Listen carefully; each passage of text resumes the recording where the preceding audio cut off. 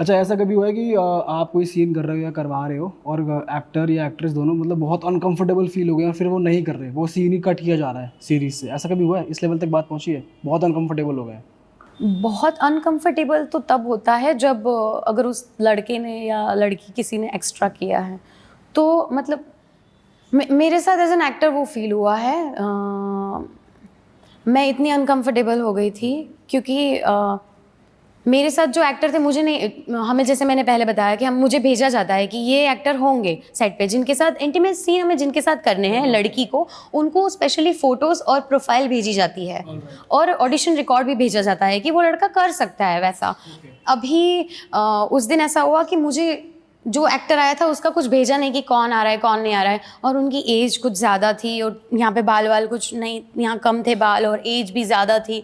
और जब भी मैंने उनको देखा और मुझे बोला कि तुम्हें ये सीन करना है, ड्रीम सीक्वेंस हमने बना लिया है, प्लीज़ प्लीज़ हो जाएगा, कर लेना। बोलो ओके। मैंने जब वो इंसान को देखा, वो मेरे पापा जैसे दिख रहे थे। तो फिर आप विलिंग क्यों हुए आप करने के लिए जब आपके पास पहले प्रोफाइल तो नहीं है? अगर मैं अभी बैठी हूँ और अगर मुझे अभी बोला जाए कि तुम्हें अभी सीन करना है इस इंसान के साथ, और मैंने कोई कॉन्ट्रैक्ट साइन कर लिया है, भले ही मेरे दिमाग में, बट वो लोगों को पता नहीं अलग इंसान है, बट मैं वो अंदर से वैसी हो गई थी कि, और फिर चलो मैंने अपने आप को रोका कि okay he is not your daddy, come on.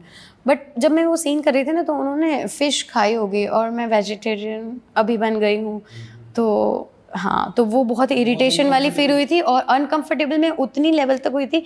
वो एक्शन था सीन और मैं चली गई, वो सीन करते करते ही चली गई, क्योंकि मैं वो नहीं झेल सकती हूँ, ना ही वो स्मेल और ना ही वो सब की, नहीं बिल्कुल भी नहीं। उन्होंने नॉनवेज खाया था और मैंने वो सीन भी कर लिया, उनका पसीना बीच में मना नहीं करा आपने कि ऐसा? नहीं, बीच में क्या, मैं बीच में से ही चली गई। मैं सीन एक्शन था और मैं चली गई, उठ गई, बीच में चले गई, उठ गए? हाँ, तो वो हुआ था। बट फिर आए थे डायरेक्टर सर और सब लोग कि प्लीज़ मतलब कर लो एंड ऑल, और कि वो ब्रश कर लेंगे। मैंने मेरी प्रॉब्लम्स बताए। अभी मैं एक्टर हूँ, मैंने साइन किया, मुझे करना तो है ही, तो मुझे प्रॉब्लम क्या है वो बताओ। तो मैंने बताया, उन्होंने फ़िश वगैरह खाया, तो प्लीज़ उनको बोलो और परफ्यूम वर्फ्यूम लगा के उनको बोलो प्लीज़। और जो भी ये सीन है, अब मैं किस तो नहीं करूँगी क्योंकि वो तो आपका आ गया है, तो अब तो वो तो नहीं होगा।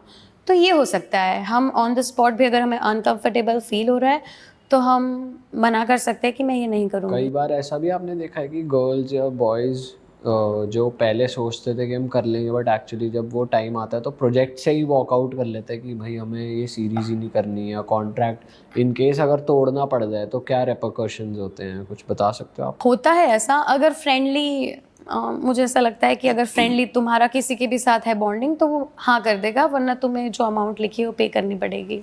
अच्छा, कितनी अमाउंट होता है वो? मतलब ज़्यादा ही होती है, बट मुझे नहीं लगता ऐसा कोई करता होगा कि अब मैं नहीं करूँगा, या जो भुगत सकता है। हाँ, अगर वो कंफर्टेबल है और वो नहीं कर सकता तो अलाउड है, उनको कुछ नहीं, कुछ कोई नहीं बोलेगा, इट्स ओके।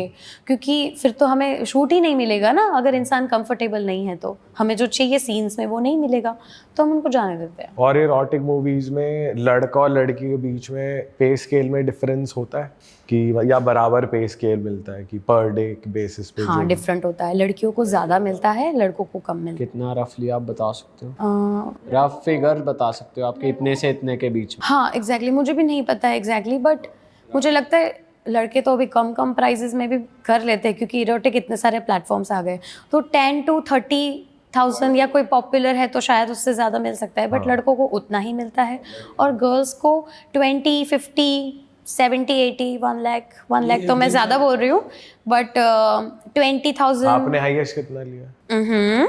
नहीं पूछ सकते पैसों के क्या होगा? अच्छा, रफली बता देती हूँ, 50-60। ये एक दिन का आप बता रहे हैं? एक दिन का। अच्छा, स्टार्टिंग में आप बता रहे थे कोई कैटेगरी भी है हिप विजिबिलिटी, उसमें क्या होता है, उसमें कैसे आप डायरेक्ट करते हो, उसमें करना क्या होता है? मैंने वो वाले सीन्स डायरेक्ट नहीं किए, क्योंकि ना ही मैं वैसे सीन्स डायरेक्ट कर सकती हूँ। मैंने वही कैटेगरी को डायरेक्ट किया है जिसको मैं अभी कर सकती हूँ, क्योंकि मैंने जो काम किए थे वो मैंने स्टॉप भी कर दिए, जो मैंने टॉपलेस या हिप्स विजिबल किया है, क्योंकि अगर तुम नेटफ्लिक्स नहीं हो तो तुम मुझसे वो नहीं करवा सकते हो। अब मुझे पता चल गया, यहाँ पे कोई भी आता है वो अपने आप को दिखाता है कोई भी स्टोरी करके कि भाई मैं ये कर सकता हूँ, मैं वो कर सकता हूँ, फिर वो ठहर जाता है, सहम जाता है, वेट करता है अच्छे प्रोजेक्ट्स के लिए, अच्छे ऑडिशंस देगा। अगर उसके पास फाइनेंशियल कंडीशन ठीक है तो उसे और कुछ करना ही नहीं है, सिर्फ अच्छे ऑडिशंस देने हैं। एंड ट्रस्ट मी, तुम्हारे बाल वाइट हो जाएंगे तुम्हारी लास्ट ब्रेथ तक तुम्हें ऑडिशंस दे के ही काम मिलेंगे और अच्छे रिलेशंस रख के लोगों से।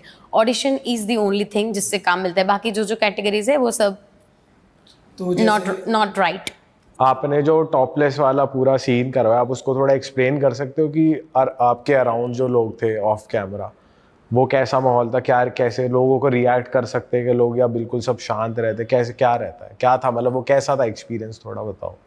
फर्स्ट टाइम मेरा जो एक्सपीरियंस था सेक्रेड गेम्स वाला, वो मैं बता सकती हूँ क्योंकि वो मेरा फर्स्ट था, वो मैंने याद रखा।